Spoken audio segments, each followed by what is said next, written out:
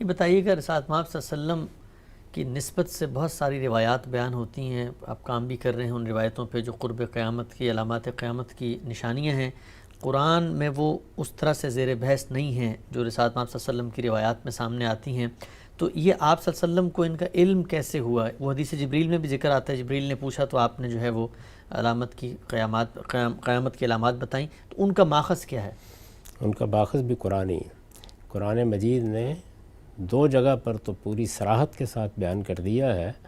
کہ مشاہدات کے موقع پر رسول اللہ صلی اللہ علیہ وسلم کو بڑی غیر معمولی نشانیاں دکھائی گئیں۔ یہ اگر آپ دیکھیں تو اسراء کے معاملے میں بھی بیان کیا ہے، اور یہ اگر جبریل سے دوسری ملاقات کا واقعہ دیکھیں سورہ نجم میں تو وہاں بھی بیان کیا ہے کہ بہت بڑی بڑی نشانیاں، لیکن وضاحت نہیں کی اس بات کی۔ تو ظاہر ہے کہ وہ نشانیاں کیا ہیں۔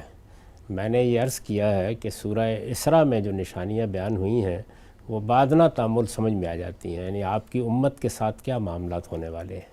ان کو کیا سلطنت ملنے والی ہے، ان کے لیے اللہ تعالیٰ نے کیا نعمتیں ہیں جو تیار کر رکھی ہیں۔ تو جس وقت یہ سارے علاقے کا مشاہدہ آپ کو کرایا گیا ہے تو یہ بھی بتا دیا گیا۔ خود روایتوں میں آتا ہے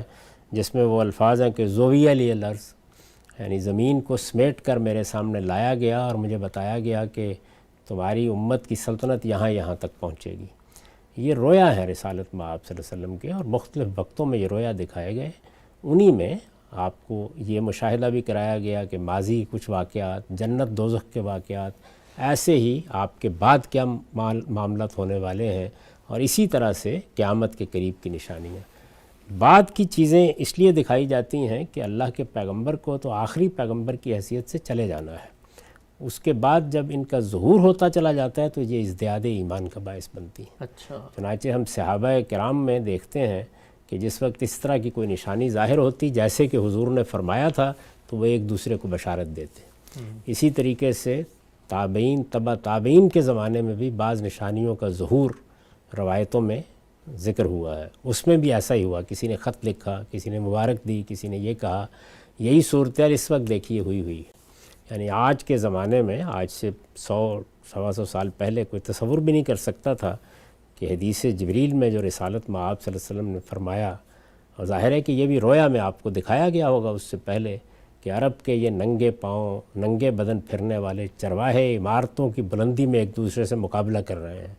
تو یہ ایک ایسا منظر ہے کہ جس کو جو شخص چاہے جب چاہے اس صحرا میں دیکھ سکتا ہے۔ وہی جزیرہ نما عرب ہمارے سامنے، یا یہ فرمایا کہ یہ غلامی جیسی چیز جو ایک سوسائٹی میں یا معاشرے میں سرایت کیے ہوئے ہے، جس پر سارا تمدن قائم ہے، ایک وقت آئے گا کہ یہ ختم ہو جائے گی، اور یہ بھی ختم ہو گئی۔ تو اس طرح یہ نشانیاں اصل میں رسول اللہ صلی اللہ علیہ وسلم کی نبوت کے معاملے میں لوگوں کے لیے ازدیاد ایمان کا باعث بنتی ہیں۔